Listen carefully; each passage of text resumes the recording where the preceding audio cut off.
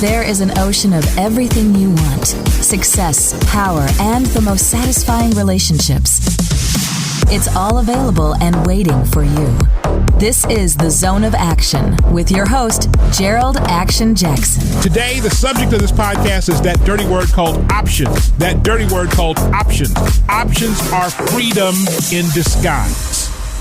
Let's have a real conversation for a moment. There's a word that seems to make some people squirm. It's a word that gets side-eyed glances in business meetings, whispered about in relationships, and sometimes even straight up misused in emotional settings. That word is options. Yes, options. That seemingly innocent word has taken on layers of emotion, assumption, and yes, even controversy. But let me tell you something right out of the gate. Options are not the enemy.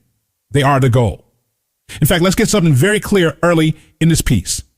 If you're living your life, building your business, growing your mindset, and investing in your personal development, you're doing it so you can one day have more options. You're not working to have fewer. You're not striving for restriction. You're not hustling for someone else's approval. You're after freedom. And options are freedom in disguise. Why options makes people uncomfortable. Now, here's where the issue lies. People who don't have options often feel threatened by people who do. It's that simple. Let me say that again. The people who despise your options are often those who have none. And when they see someone else operating freely, whether that's financially, emotionally, or spiritually, it reminds them of the chains they're still wearing. And instead of trying to free themselves, they lash out at the people who've already found the key.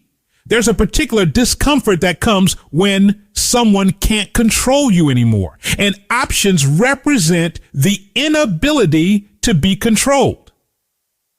When you can walk away from a bad deal, a toxic relationship, a limiting job, or a shady business opportunity, it puts people who depend on your limitation in a place of panic. And guess what? Their panic isn't your problem. The freedom of not needing permission. Here's what having options looks like in real life.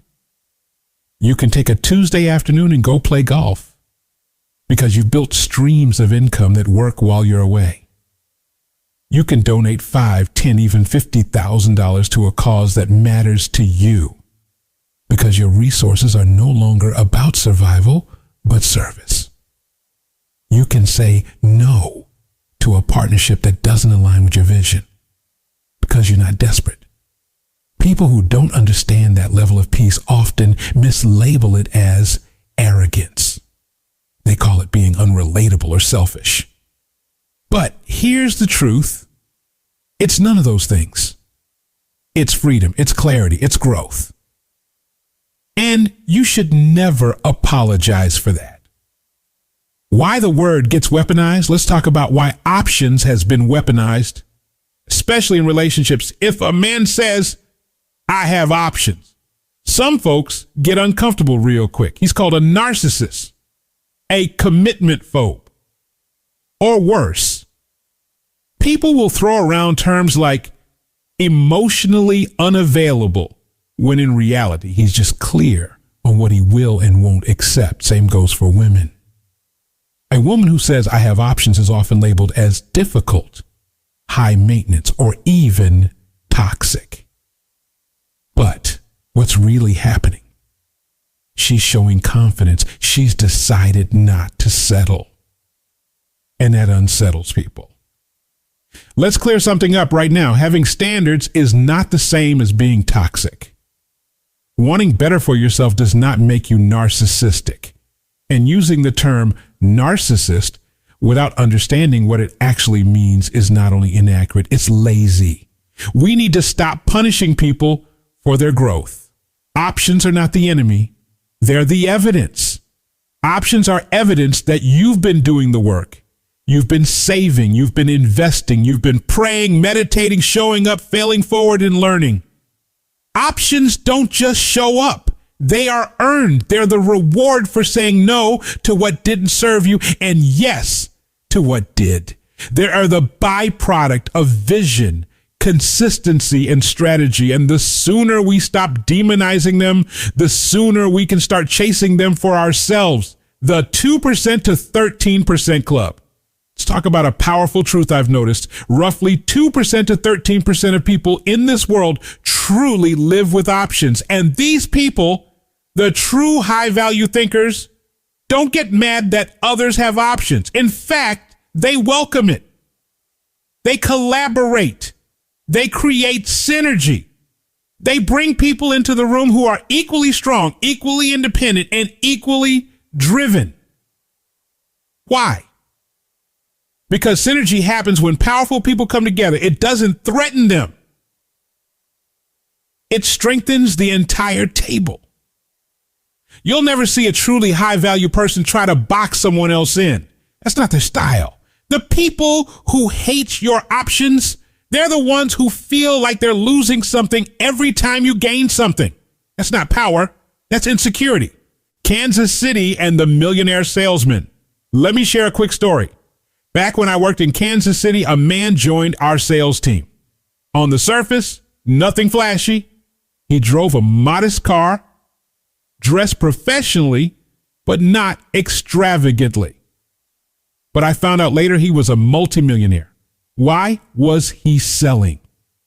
Because he wanted to get better at communication. He knew that the art of sales could take him to an even higher level. He wasn't there to become the sales manager. He didn't need the job for money. He needed it for growth. But here's the sad part. Most of the other reps treated him poorly. They resented his options. They couldn't understand why someone who didn't need the job would be there. They missed the point. He wasn't there for money. He was there for mastery. And instead of celebrating his discipline, they tried to tear him down. That's what happens when people don't understand your why. They make up stories to explain what they don't have the courage to chase. Control is not leadership now. Let's bring it back to leadership. If you are in charge of people, whether you're a manager, a parent, a coach, or an executive, let me tell you something. Your job is not to control them. Your job is to guide them. You're there to cast vision, to provide structure, and to ensure clarity. But you are not there to punish people for wanting more. You are not there to squash their dreams just because they're different from yours. When someone on your team starts leveling up, encourage them, support them. Don't clip their wings. That's not leadership. That's fear. Options in the workplace should be celebrated. Employees with skills and leverage are not a threat. They are assets. They raise the bar. And when treated right, they'll elevate your whole team. Options and relationships. Let's be real. I want to circle back to relationships because this is where I see the most pain and confusion. A lot of people think that if their partner has options, it automatically means disloyalty is around the corner. That's not true. Let me drop a gem. Loyalty is most meaningful when it comes from someone who doesn't have to be loyal. You see, a person with no options who stays with you isn't loyal. They're dependent. But a person with real options who chooses you, that's loyalty, that's power. That's love with intention, not obligation. We need to start shifting our mindset here. If you're afraid your partner will leave the moment they get options, maybe the foundation isn't as strong as you thought. Build relationships where options aren't a threat. They're a bonus. Becoming a person of options. Here's the part I want you to sit with. You can become a person with options right now, today. You don't need to be a millionaire to start, but you do need a mindset shift. Here's how to start. Build skill sets. Learn things that are in demand. Learn how to communicate, sell, lead, market, and influence. These skills create options. Protect your energy. Don't give your time, peace, or soul to situations that drain you. Energy is currency. Invest it wisely. Save and invest. Stop spending for approval. Start building for freedom. Read daily. Not memes, not gossip. Read books that stretch your thinking. Say no. The word no creates options. Every time you say no to what you don't want, you say yes to what you do. Being old is the goal. I say this often, and people sometimes laugh, but I mean it from the depths of my heart. Being old is the goal, not just getting old, but growing old with purpose, aging with clarity, evolving with joy. And that only happens when you make decisions that serve your future, not just your feelings. Options allow you to say, I'm not going to stress over this.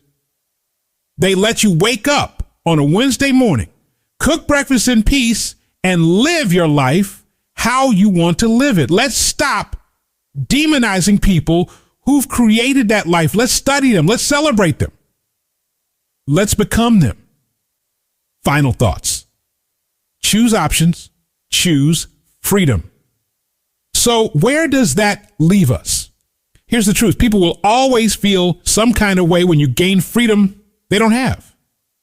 Your options will either inspire others or irritate them. But that's not your burden to carry.